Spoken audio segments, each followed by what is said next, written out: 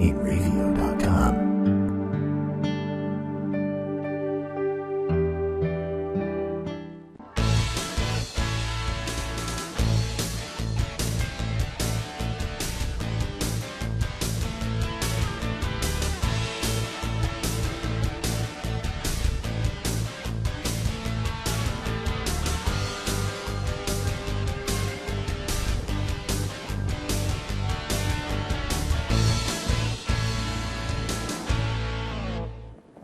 Hello again, everybody. This is Joe Larson, and you're watching the 505 on Racing Show. Welcome. Welcome to another night of race talk. Talk about Las Vegas. We'll talk about, a little altercation on pit road and post-race. We'll talk about some scheduling changes that have already been announced and some other things that are going on in the world of racing. Hope everybody had a good week. I know us here in the Northeast, from what I understand, from like the Carolinas right up to the New England, we're going to get rocked with some snow. So I'm kind of glad it's coming tomorrow and not today. But it'll be interesting. Up to 2 feet they're calling for here up in the Northeast. 2 feet. Anyway, as I mentioned last week on our last show, that the New Hampshire Motor Speedway was in jeopardy of losing an event, and it was going to go to Las Vegas Motor Speedway. A lot of people said that wouldn't happen, and New Hampshire wouldn't let that happen, and all that kind of good stuff. Well, New Hampshire Motor Speedway will lose one of its Cup events to Las Vegas Motor Speedway. New Hampshire Motor Speedway has hosted 2 Cup events for 2 decades, one in July and one in September. And the September event, we're being told, will go out west to Las Vegas. Now, many people blame NASCAR. They were up in arms, and NASCAR is ruining the sport. Why are they doing such a thing? Well, I want to remind those who don't know. NASCAR does not own New Hampshire Motor Speedway, nor do they own Las Vegas Motor Speedway. In fact, their parent organization, International Speedway Corp, does not own either of those tracks either. So, with that being said, those tracks are owned by Bruton Smith's Speedway Motorsports Incorporated. Now, Bruton Smith has been lobbying to NASCAR to move that event to Las Vegas for quite some time. As a track operator, just like with the weekly tracks and touring series, the track operators, owners, whatnot, decide what events they want to have. Bruton Smith feels that moving a second date to Las Vegas and taking it from one of his own tracks will work better for his organization. I can't say whether or not that's true. I'm not in his business. I'm not in his offices. I know for sentimental reasons, I have gone to 2 events at the New Hampshire Motor Speedway every year since 2003, just about. And it's a gorgeous facility. It's gorgeous scenery. The people are nice up there, and I'll tell you, the original owner, Bob Bear, and myself have had many conversations over the years about what could make racing better, what could make the event better. In fact, I was in Daytona a couple of years ago, and in 7-Eleven, there he was, and we talked for a while, about racing, and I knew then, because he said something I didn't catch on. I knew then that the facility was sold. But, this isn't the first time that the New Hampshire former owner, Bob Bear, and Bruton Smith of Speedway Motorsports have gotten together. In fact, Bruton Smith not only, like I said, requested this date, but back a long time ago, to give New Hampshire a second date, they took a race away from North Wilkesboro.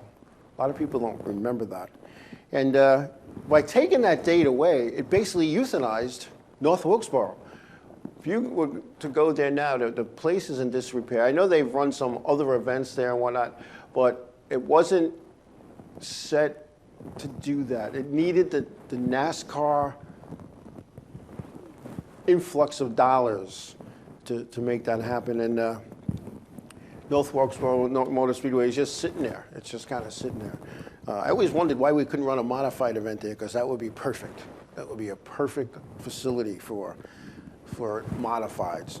And when you look back on that, a lot of people don't. Any track that is called like New Hampshire Motor Speedway, Bristol Motor Speedway, Las Vegas Motor Speedway, Texas Motor Speedway.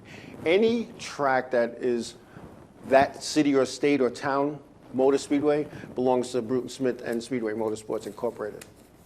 A lot of people don't know that. A lot of people don't know that.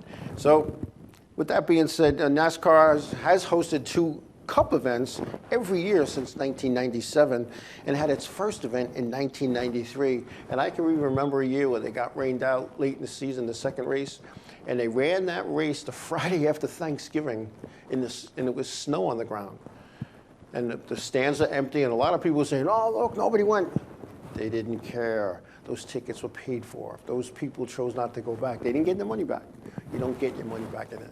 So another 1.5 mile track will be on the schedule in NASCAR in 2018. And I don't think they're done. I think there's going to be some other events as well. And I think we had we've talked about that last week. And like you said, I think we had a picture up there a little while ago.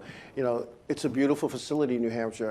And I hope, I just hope that, you know, they could draw something into there in the September event to get the modifieds in it, because, you know, we're not going to know what the modified schedule is on the NASCAR Wheel and Modified Tour, and probably until December. And like I said, they've been going there for 2 years as well, twice a year as well. So, you know, when that event comes up, I mean, here's a 1 mile racetrack is ideal for modifieds, and hopefully they could put together a program that will work with them. But who knows? Maybe NASCAR doesn't want to go up to New Hampshire through the NASCAR brand and International Speedway Cup. So that remains to be seen. But you know, this isn't new in this sport. You know, back in the '70s, when the Winston brand took over, R.J. Reynolds took over, and kind of modernized. They call it the modern era.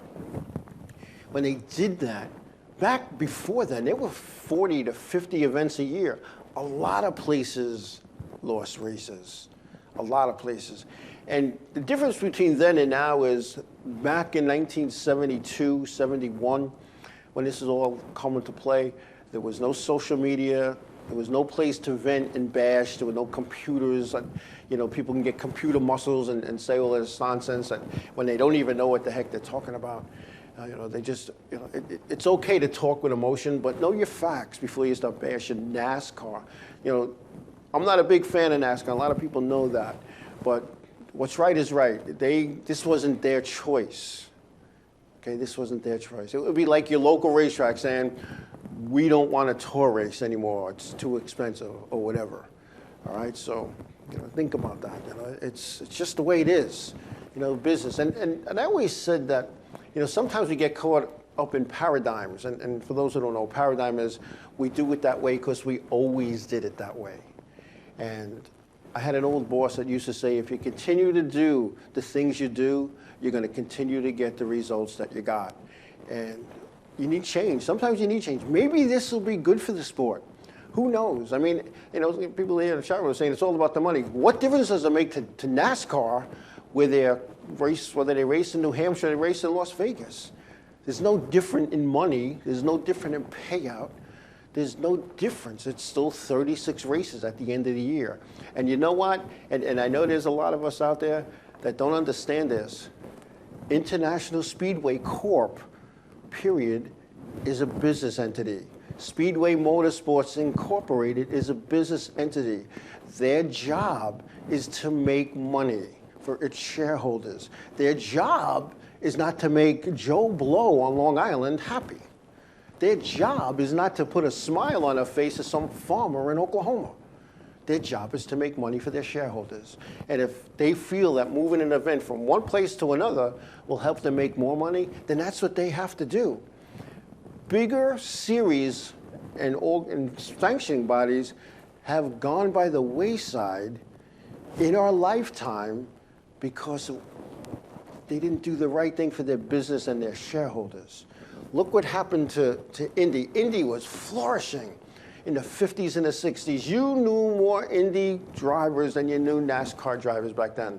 They were in the forefront. They were on TV. They had a nice TV package. They were all over the world. And then it was that divide and conquer. whoever came in and played that let's split up had an ulterior motive, because you don't hear as much as Indy as you used to, and you don't hear as much about the IRL or even CART or USAC even. I mean, think about those. USAC is pretty much gone. The American Speed Association, gone. You know, they were big back in the day.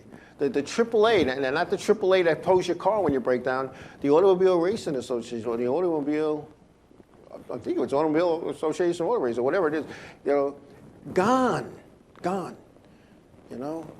NASCAR's been around since 1948, officially. You know, you're talking a long time that this organization's been around, and over the years, they've made decisions that they thought were right for their business. And Bruton Smith is a businessman. I believe his nephew's kind of running the operations now, but Bruton Smith is a businessman as well. He even talked about years ago, when they wouldn't give him certain dates at some of his new racetracks, of pulling out of NASCAR and have his own separate sanctioning body. He would have definitely pulled teams from NASCAR. There's no doubt in my mind. But cooler heads prevailed, and Bruton Smith sat down with NASCAR at the time, Bill France Jr., and they worked it out. They worked it out. Think about that. Think about what would have happened if they couldn't work it out. And all these racetracks that Bruton Smith owns, and these drivers would, you know, have a choice. Oh, let's go here, let's go there. And you know he was going to run the same weekends as NASCAR. You knew that. Bruton Smith is a smart individual, and he's one of the first track operators on that level to give naming rights to his racetracks, just like Charlotte Motor Speedway when it was Lowe's Motor Speedway for a long time. Don't be surprised if you start seeing that again. You know, a lot of money gets pumped into these racetracks from people, a lot of money. But, you know, we'll see how it works out. And again, don't think that's the first or the last change. There's many more coming. Many more coming as we move forward for 2018. Remember, there's a whole different bunch of people that are sitting in the corporate castle of NASCAR and International Speedway Corp. They're looking at different things, different options, different ways to do business. Do I agree with everything they do? Absolutely not, but I'm sure there's people who don't agree with everything I do either. But you know what? I think what I try to do is what's right for me and my businesses. NASCAR's doing the same thing, as is Bruton Smith for his organization as well. And you know, he's probably looking at the dollars and cents in New Hampshire. Hey, you know what? The place costs me a lot of money to maintain. It costs me a lot of money to do what I got to do to run 2 events. I could do it cheaper in Vegas. Maybe he can, maybe he can't. I don't know what his mindset was, and it doesn't really matter because it's happening. But again, I guess the point I'm trying to make here, don't bash NASCAR for this I'm going to call it debacle to racing, because I think it's the wrong thing for sentimental reasons, the right thing for business reasons. But NASCAR just, their hands were tied. When you have an operator who owns how many tracks say to you, I want to take one away from myself and send it to my other racetrack, right? I don't know. And, you know, and the fans, you know, they're not coming because they can't afford the hotels. These tickets are bought. I'm going to tell you something, and this has happened to me a couple of times. I've gone online to buy tickets because, you know, I can't just call up and sign in anymore to the NASCAR Top Series like I used to. And you go online, you try to buy tickets, and you're hard-pressed to find them because they're sold out.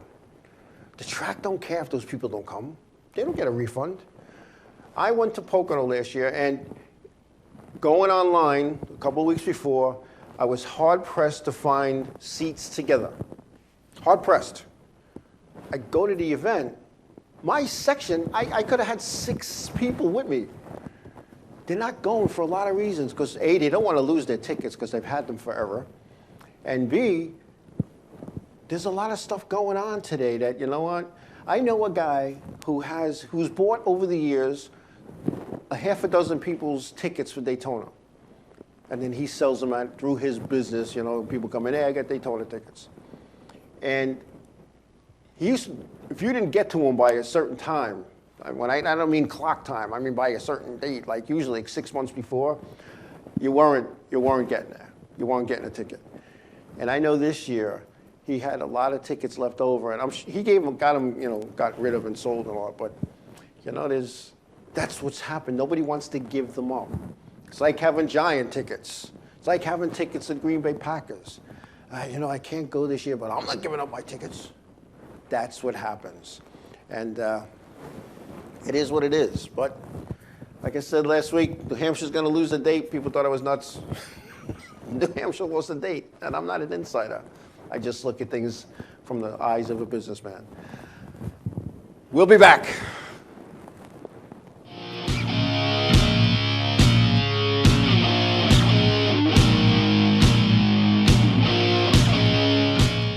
Hey, this is Chris West Jake, and if Inravio.com spots you at an event wearing this bracelet, they will give you $100.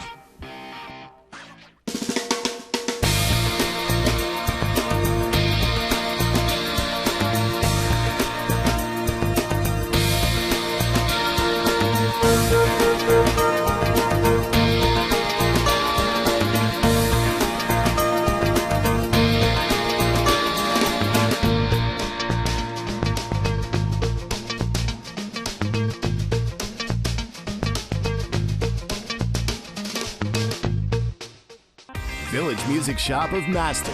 1-800-HEY-DUDE. Your full-service store with personalized attention, school band instrument rentals and sales, music instruction on all instruments for all styles and age groups, for guitars, drums, amplifiers, PA systems, and accessories. It's Village Music Shop, 1495 Montauk Highway in Mastic. Call 1-800-HEY-DUDE or go to villagemusicshop.com.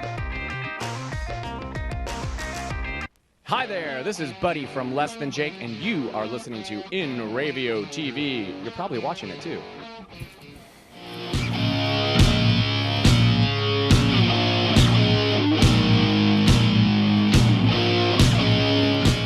Hey, welcome back. Welcome back. Yeah, scrolling through the chat room, some good talk there, thank you. And somebody's in there talking about license fees and all that kind of good stuff. And in a week, I don't know exactly what the license fees are. I didn't do mine yet, and I get a touring series one. But I'll tell you, a lot of people complain about the cost of a license in NASCAR, and complain like vehemently, But they're still writing the check or going to the bank, the ATM, getting cash and buying it.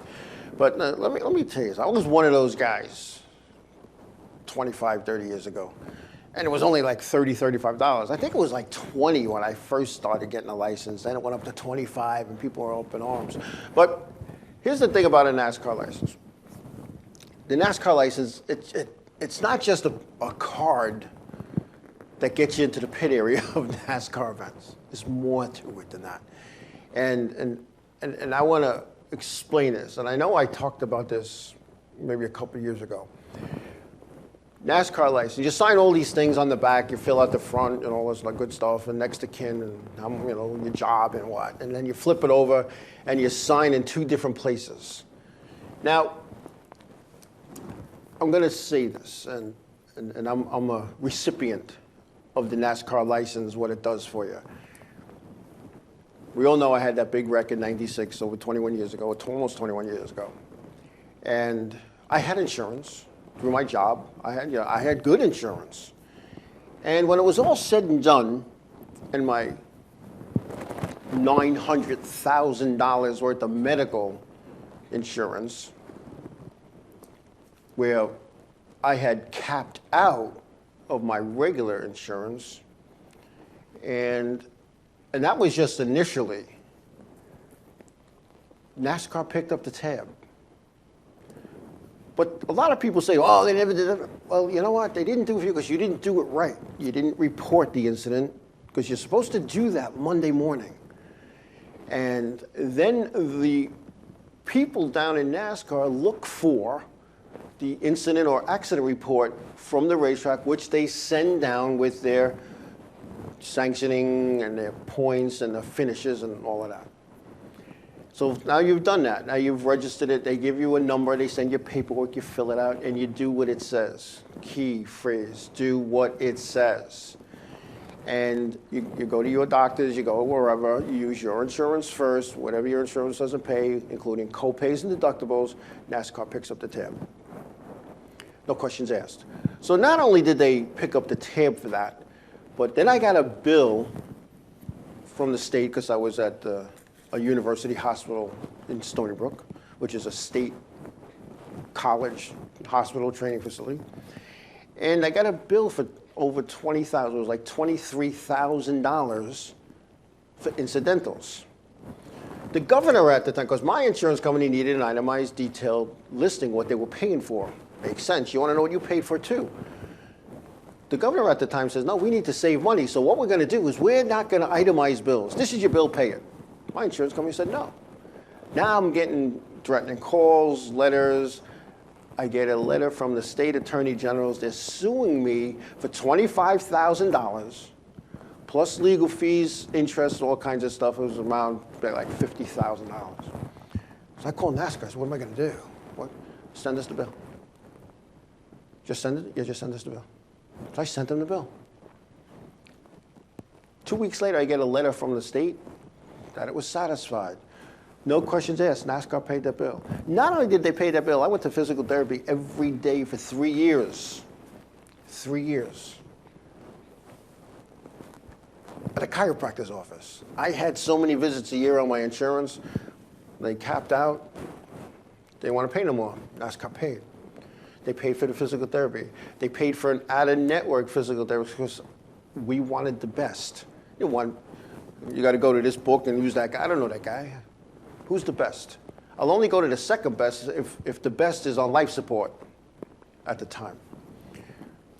So NASCAR paid for that. And then my wife at the time was on the phone with NASCAR complaining in a nice way about what it was costing her for babysitters to drive me to physical therapy every day, sit there for an hour and a half, then drive home. They said, give us the babysitter's social security number, we will pay her moving forward. I kid you not. Now the babysitter's parents weren't too happy when NASCAR sent her on 1099. But that's what that somebody said earlier, it's over $100. Get hurt, your deductible, your copay is $100. Kind of balances out. NASCAR takes care of its people. NASCAR takes care of a driver who gets injured. NASCAR takes care of a driver who cannot work. NASCAR takes care of a driver who goes on disability because he was injured racing in a NASCAR event. I'll tell you what, I've gone to racetracks, and New Smyrna, before it was NASCAR, was one of them. When I went to New Smyrna, for a lot of years in a row, and when you go into the pits, there's a big sign, and it says, I'm going to paraphrase, racing is a dangerous sport. Race and participate here at your own risk. We are not responsible for your injuries. So basically, if something happened, you were SOL. You had to go and deal with it on your own. And I feel bad for I know of drivers who were killed in New Smyrna who had to go through their own personal life insurance if they had any. Okay, if they had any. Don't bash NASCAR when it comes to what the license fee is. A touring license is well over $300, close to $400. And you know what? It's well worth it. Well worth it. Yeah, it has a little perks, especially on the touring series. Your pit fee is a lot less. I believe if you go to Stafford or up in Connecticut, Stafford Speedway or the Thompson Motorsports Park, and you go to those places, there's like a $75 pit fee. I saw somebody was complaining about a $30 pit fee. It's $75. But if you are part of a team, at least when I was involved, it was $25 for the event. Not every day, for the event. And it looks like I might be back involved a little bit. I think my tour driving days, they're not going to let me race to modified. But that's okay. Everything happens for a reason, and maybe it's a good thing. Maybe it's a good thing. I don't know. But, my good buddy Wade Cole, he is still out there plugging along, trying to make it happen. Still has his Ram truck. Still has an open trailer. When he needs to. He's the true racer.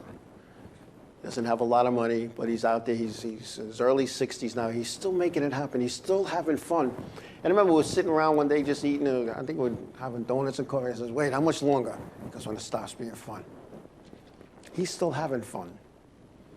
And you know what? He's not going to win any races. Maybe shouldn't say that he could win a race. Who knows? Anything can happen on any given night. But look at the Daytona truck race. The guy that was running like 19th ended up winning. But anyway, a guy like that, I don't mind hanging around with, because there's no stress, there's no drama, there's no nonsense. We go there, we have fun, we laugh, we pick on each other, we take naps and, have fun with that. But, when you look at the NASCAR Wheel Modified Tour, they're opening up this weekend, Myrtle Beach, South Carolina, on a .538. About the size of Bristol. Bristol's a .533, I think, or Martinsville is a .533.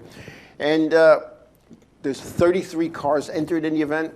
10 or 11, I think, from my looking at the entry blank and knowing who's who, 10 are from the old NASCAR Wheel and Southern Modified Tour, and the other 23 are from the North. Let's see, hopefully, if any of them, if all of them show up. It'd be interesting. A lot of people, they enter the race and don't. And 22 figure out, it's funny, when I was having my discussions with NASCAR and them telling me I never drove an open wheel car, I said, "You never watched me drive figure eights?" And he goes, "Excuse me? Those are full fended cars." I said, "No, not by the time I was done racing it.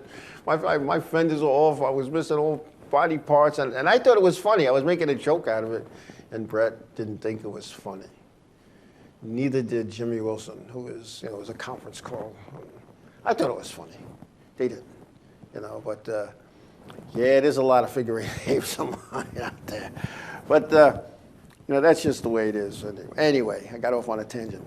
All right. Now, a lot of people don't know, this is Goodyear's last season as a NASCAR tire supplier as per the contract. Contract expires at the end of 2017. There's talk of not renewing this contract. Negotiations were put on hold. Goodyear says that they put it on hold because NASCAR had a lot going on. NASCAR said they put it on hold because they're business people. They're seeking alternate ways to do this. A contract extension like that was in the works. Now, Goodyear has been the tire for a long, long time. Now, many teams claim that the Goodyear tire does not hold up like it used to.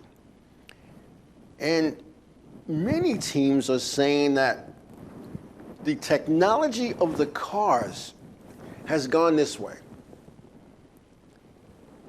where the Hoosier tire has gone this way.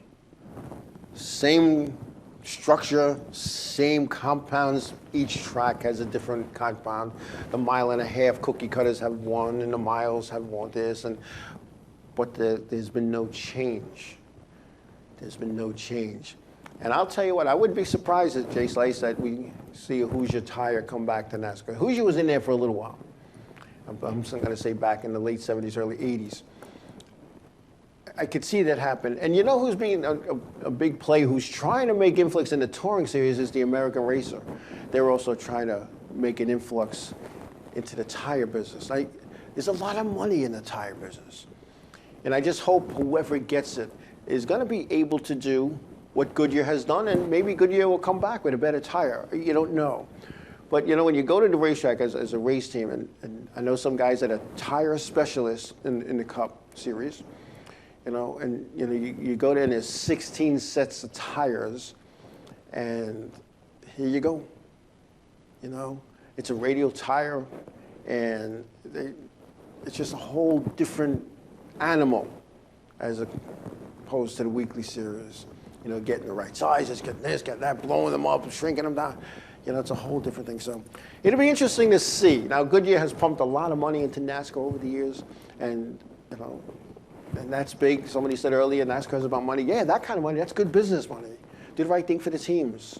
They all kinds of awards that they pay out at the end of the year. And you know what? Hopefully the new company, if it's not Hoosier, not Goodyear, can come in and do that as well. So it'll be interesting to see how that goes.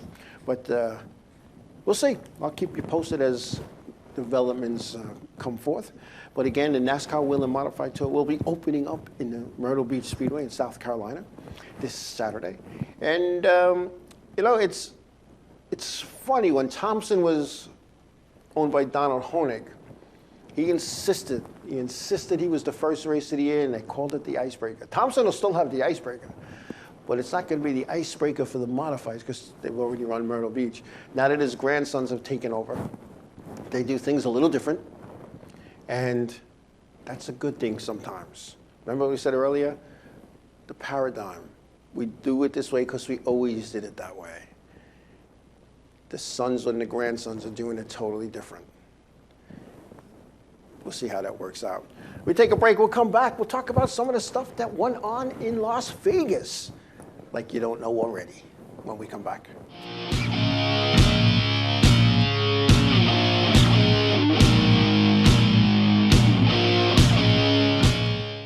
Village Music Shop of Mastic. 1-800-HEY-DUDE. Your full-service store with personalized attention, school band instrument rentals and sales, music instruction on all instruments for all styles and age groups, for guitars, drums, amplifiers, PA systems, and accessories. It's Village Music Shop, 1495 Montauk Highway in Mastic. Call 1-800-HEY-DUDE or go to villagemusicshop.com.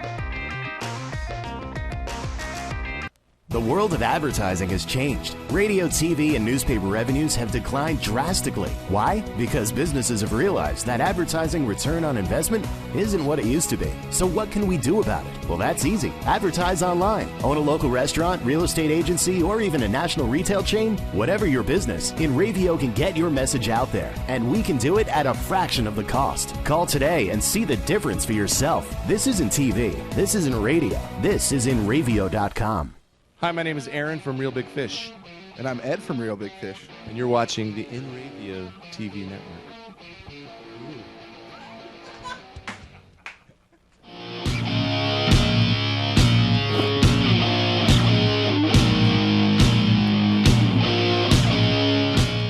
Welcome back. All right, Las Vegas. It's hot out there. It was hot. Racetrack in the middle of the desert. Who would have thought? Anyway, the Xfinity Series ran Saturday, and Joey Logano was the winner there, followed by Kyle Larson, and Daniel Suarez was third. Justin Allgaier was fourth. Then Austin Dillon fifth. Darrell Wallace Jr. was sixth. Kyle Busch seventh. Elliott Sadler eighth. Ryan Reed was ninth, and Brad Keselowski rounded out the top 10. Xfinity driver Darrell Wallace Jr. drove to a sixth-place finish at Las Vegas this Saturday, despite having a bout of the flu. How he even was able to compete with the heat and to finish in such a good finishing position with the way he felt. In fact, when the race was over, Darrell Wallace Jr. went right to the infield care center, was given multiple IVs to get him feeling better. And then 3 hours after the event, he tweeted that he was still having trouble breathing normally. He tweeted this and he took a picture of himself in the infield care center. Now, Dale Earnhardt Jr. did this a couple of years ago, and he had posted a picture of the infield care center of another driver who escapes my memory right now. And Dale Jr. was brought into the big white trailer to have a chat with the people about that, and I believe he was fined. Darrell Wallace, when he was told about that, joked and said, I'll get off. I have a way to get out of it. And I said, how are you going to do that? He goes, I wasn't in my right mind. The heat got to me, the flu. I was under IV fluids. I hope it works out for him. Anyway, the Cup Series. Ah, yes, the Cup Series. Here we go there. Martin Truex Jr. was the winner. Kyle Larson was second. Chase Elliott third. Joey Logano rolled into a fourth. Brad Keselowski finished fifth from the pole. Denny Hamlin was sixth. Ryan Blaney was seventh. Jamie McMurray eighth, followed by Matt Kenseth in ninth, and Clint Boyer rounding out the top 10. As many of you have heard and seen, there was a post-race skirmish, fight, brawl on pit road after the race. Last lap contact between Joey Logano and Kyle Busch sent Busch into the infield and down pit road while Logano squeaked out a fourth place finish. Busch, walking towards Logano on pit road after getting out of his car, walked very slowly, appeared very calm, walked over to Logano. I, as many others in the area, not that I was in the area, but watching on TV, thought he's just going to do the finger in the chest thing, maybe a little push. He took a shot, and I think he got it. I think he got it. Now, unfortunately, and this is, there's certain things you don't do. You don't go by yourself to another person's pit where they have about 6 or 8 or 10 people, because after he got his 2 shots off, one, I think, caught him clearly. The crew of Joey Logano pounced on him, and if you were able to see in that picture, there was like a little gash over his eye. Now, I don't know if that happened when he hit the ground. I don't know if it was from the guy that was doing this to him when he was on top of him. But here's the thing. First of all, you don't do that. There's cameras everywhere. He should have waited till they got back to the trailers. There's less cameras. Everybody be in Victory Lane. I'm not condoning fighting in the pit area, but you need to sometimes calm down. And I'm sure today, this morning, whenever he looks at the incident, what Joey Logano did, he did not do on purpose, I don't think. He was racing him hard for that spot. And yeah, he ended up crashing, but slices, they look like fake blood. Here was my concern. If you got a chance to watch that video, now there's 3 different angles that I saw. I saw the one that was broadcast live. I saw one, I don't know where it came from. And then just today, I saw yet a 3rd one from a whole different angle. Logano, after he was hit by Bush, went after him, of course. He's got to defend himself, which I'm kind of surprised that he did. He was grabbed by a NASCAR official, and he elbowed him in the stomach. That's not good. Kyle Busch, after they, it was like a fumble in football, and it was like 9 guys on it, and unfortunately Kyle Busch was the football. When they finally got him up, he was wailing and swinging his arms. Now, I don't think anybody's going to be suspended because NASCAR took a stance on this. NASCAR announced on Sirius FM today, let's see what that CEO Brian France and Vice President of competition also said that NASCAR was not inclined to react. France also said that emotions and high stakes helped spark Sunday's outburst. And these type of things, and I quote, are inherent in stock car racing. Now, is this a ratings thing that they're not going to do nothing because the fans went wild? When our local news people here on Long Island, News 12 Long Island, puts it on their sports broadcast. I mean, God forbid they ever put on, so-and-so wins, but they put that on there. This is getting a lot of mileage. Yeah, there's going to be a chat, and I know Brian France and Steve O'Donnell both said they hope that Joey Logano and Kyle Busch could sit down, talk this out, shake hands, and go back racing. Boys, it's a long season. There's 33 races left. And if you're that intense and that emotional that it's week 3 and you're going to go fight in the pits over something, I can see if you're in the playoffs, as they call it now, and something like that happens, yeah. But then again, I'm sitting there, I'm like, it's that show that's on TV now, what would you do? So I sat back, I said, Joe, what would you do?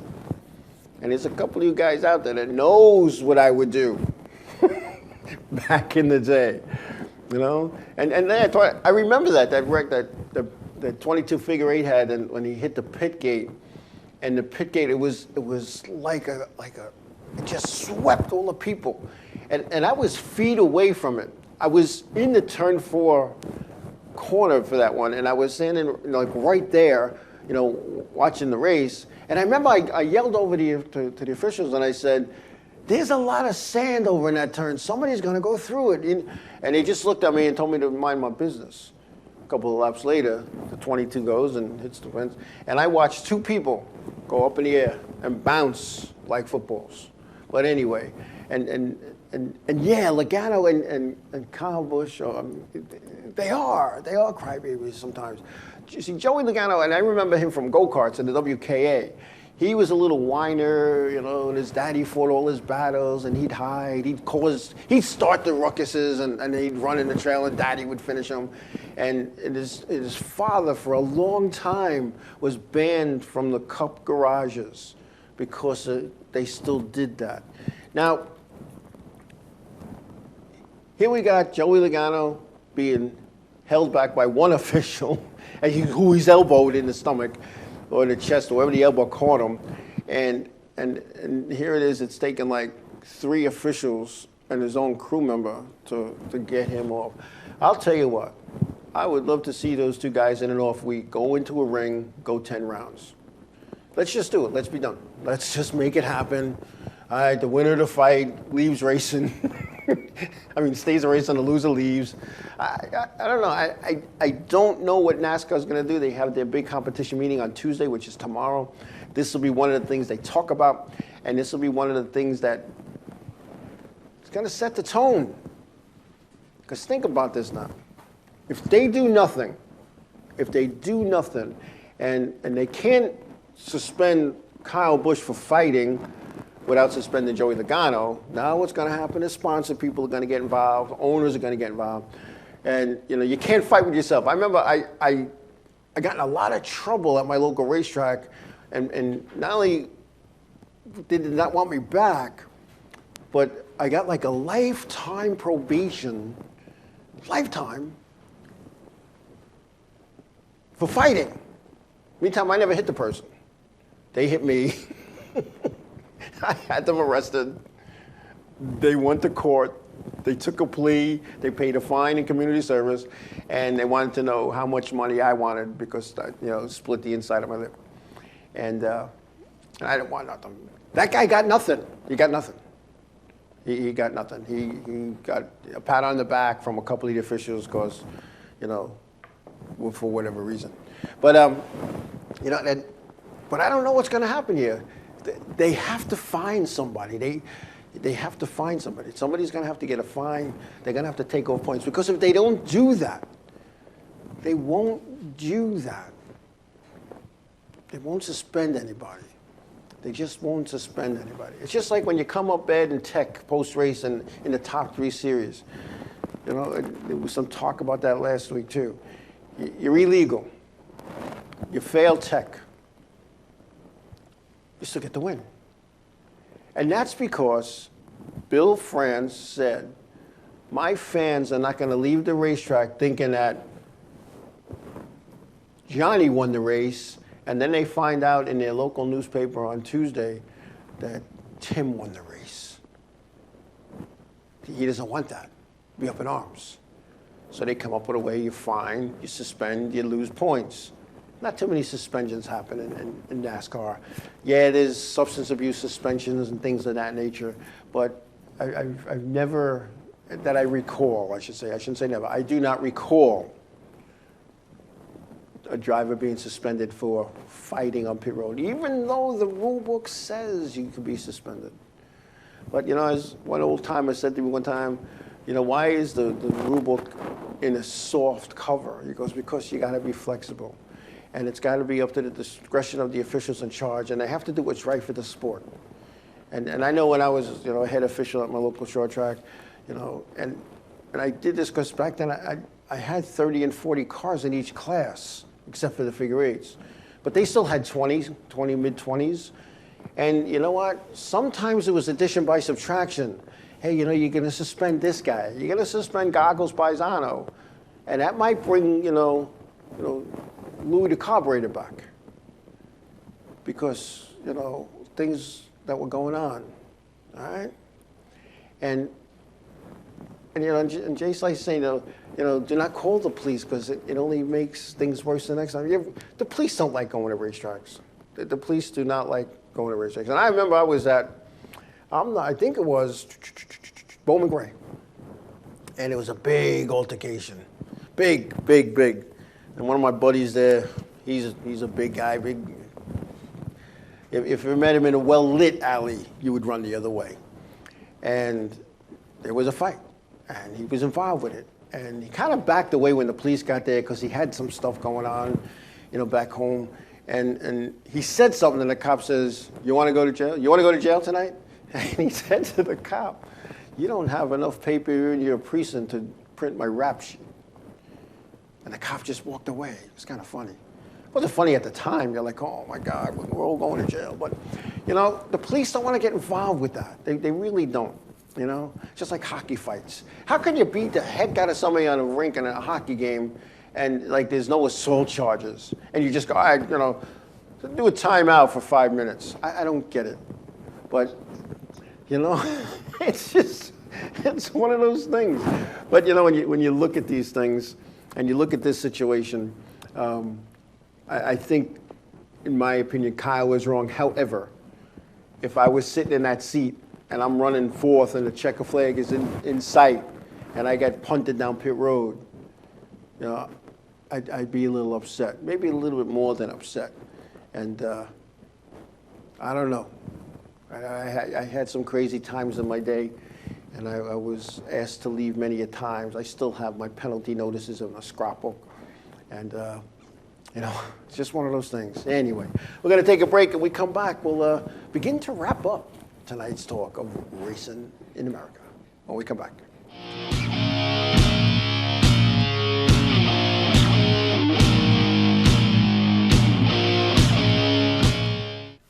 Hey, I'm Raul Panther. And I'm Commander B. Hawkins. And I'm Rich Weller. We're some of the proto men. If we see you without this bracelet, you're punching the. But if you have this bracelet from Inravio.com, you can win $100. Put one of these on, or else.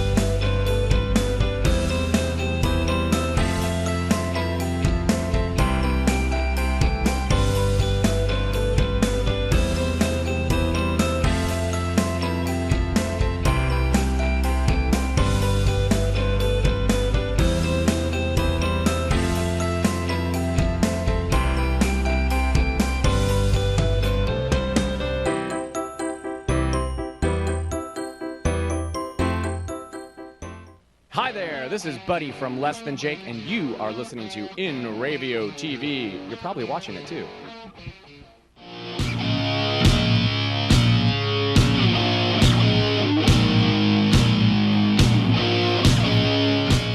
Welcome back. Yes, racing. I'll tell you what, with this new format, and the jury's still out on my end with the segments and whatnot. Is it making for better racing? I don't know. I don't know. I know NASCAR had to try something, and this is what they tried this time. Maybe next year they'll try something else. And I'll tell you what, you know what? If that's what you're going to do, go to heat races. Forget about the boring car after car time trial. Have heat races. Have a heat race. Line them up in points. Have three, because they're not filling the field. They're only getting 39 cars. So with 13 in each heat, and you do the first, second, and third place guy, they're the pole in each heat. So you go 1, 4, 7, 10 in one heat, and you go right down the line. You have heat races. That determines the starting lineup. There you go. Go racing. Instead of these segments, call it the Daytona 500. But have like a bunch of heat races to chew up some of it, and then have like a 100-lap race. I don't know. Can you imagine heat races at Bristol?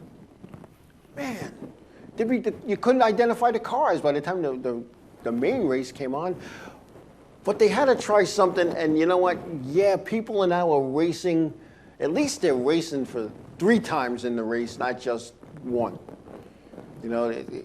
They go side by side for a couple of laps, 8, 9, 10, whatever, 12 laps side by side, and then they spread out, single file. Every once in a while, somebody will make a pass. And every once in a while, somebody will go for the lead, you know, because, you know, they all want those bonus points. But you know what? They're racing, though. They're racing now. If it's the segment is on lap 60, they start racing it on lap 50, 55. You know, lap 120, they started racing at Daytona. It'll be interesting to see on the short tracks how that works out. And I don't know. They got to do something. The races were boring. The races were boring. If you watched it on TV, it's a whole different thing going to the event live. Believe me when I tell people that, you know, who've never gone to a live event, and they sit there, how could you watch that on TV? I don't know, I look for different things. I'm not just sitting there watching my favorite guy. I look for different things. I don't know. You could take how do they say it? You could take the officiating out of the guy, but you can't take the guy out of the officiating. I still look at a race from the eyes of an official. Heck, I officiate over 8,000 events, and that's a real number. I had to figure it out once for UPS because I was up for UPS NASCAR marketing job in corporate, and they needed to know how many races I officiated. And I said, oh, feature races? No, every race, qualifying races, you know, every event that you qualified at. And I was like, wow. And I had to actually figure out how to get a schedule out and go through. And I'm one of those guys, I keep track of everything, so I was able to do that. So, you know, I still look at a race from that point of view. I remember the late Walter Johnson, we were sitting at Mountain Speedway, and I'm on the edge of my seat. And he's noticing I'm not watching the leaders in the heat races. They were going to take 5 or 6 out of the heat. I was watching 5th and 6th, because that's what I did. You know, that last qualified spot. See, the guys that already qualified up near the front, they're just going to ride around. They're like, all right, I'm in the show. The radio man, all right, you're in the show. Hang out, hang out. But the last spot, there's going to be a lot of beating and bang. So that's what I was watching. You know, sometimes I didn't even know who won the race. And Walter was like, you know, you got to relax. You know, watch the whole race. It took me a long time to learn how to do that. But, you know, NASCAR is going to be no different. They have to make it so people want to watch the whole race. I know for myself, I'll put the race on. Yeah, you know, the first 20, 25 laps. Ah, it's all good. It's all good. How's my guy doing? Oh. And then usually the guy I'm rooting for is in the back. But, you know, and then I, you know, get up, maybe have something to eat. I'll look, you know, and I'll scroll through the channels. I'll put in a game show, watch that for a couple minutes, go back to the race. And then it's like 25 to go. They're doing that last pit stop, and I get into it. NASCAR realized that. The ratings people realize that. So the ratings people then go to the companies who advertise and sponsor on these races and say, listen, this is what's happening. So you want to be the commercials in the beginning and the end because nobody's watching the ones in the middle. Well, the marketing people said would go back and say, you know, what's going on, you know? And that's why they changed. And yeah, I started 33rd in the Consi once. It was 1979, ISO Speedway. 33rd, they were taking 2. My good buddy Bill Stockett, who cleaned my clock playing cards this last Friday night, but he was like 0 for 4, so he was overdue. And he says to me, why are you wasting the time and tearing up tires and equipment maybe? You're starting 33rd.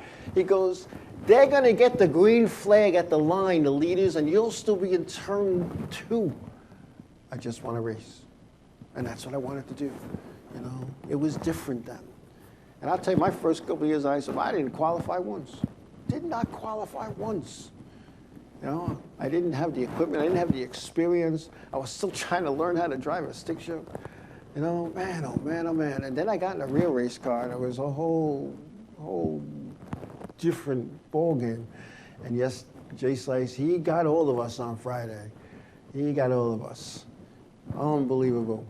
For those who don't know, a little bunch of us, we get together every once in a while and play cards. And we used to play every Friday for the longest time. But, you know, funny thing, life gets in the way, Little League gets in the way, talk shows get in the way, jobs, you know, families, kids.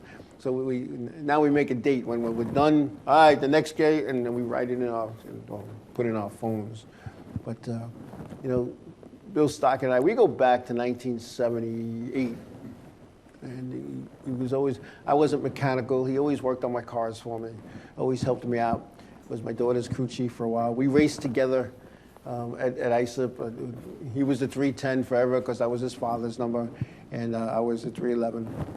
And we had some fun times. And you know, it's funny. That was one of the relationships I met in racing by accident. And you know, I know we're going to wrap up in a minute or so, but I wanted to go race a race, and nobody wanted to go with me.